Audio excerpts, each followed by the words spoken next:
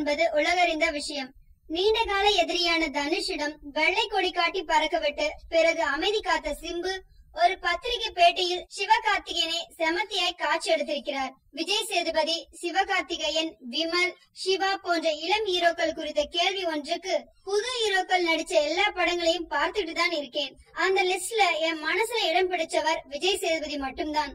ஒவ்வொரு படத்திலையும் ஏதோ ஒண்ணு வித்தியாசமா பண்ணி ஸ்கோர் பண்ணுகிறார். எடுத்து வைக்கிற ஒவ்வொரு அடியும் நின்னு நிதானமா வைக்கிறார்.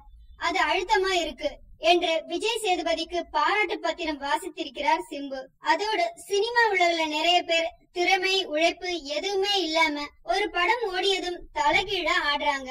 சில பிரபலங்களோட சேர்ந்து லாபி பண்ணிட்டு தன் தகுதிக்கு மீறி ஆடுறாங்க, விளம்பரம் பண்ணிக்கிறாங்க.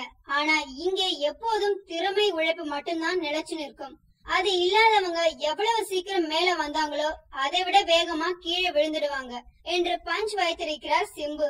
இப்படி சிம்பு குறிப்பிட்டது சிவகார்த்திகேயன் தான் என்கிறார்கள் அவர்களது நண்பர்கள். சிவகார்த்திகேயன் தான் தனுஷை வைத்து தனக்கு லாபி பண்ணி வருகிறார். படவிழாக்கள், தொலைக்காட்சி பேட்டி என எங்கு அழைத்தாலும் சிவகார்த்திகேயனும் கூடவே அழைத்து போகிறார் தனுஷ். அங்கு சம்பந்தமே இல்லாமல் அவரது புகழ் பாடுகிறார்.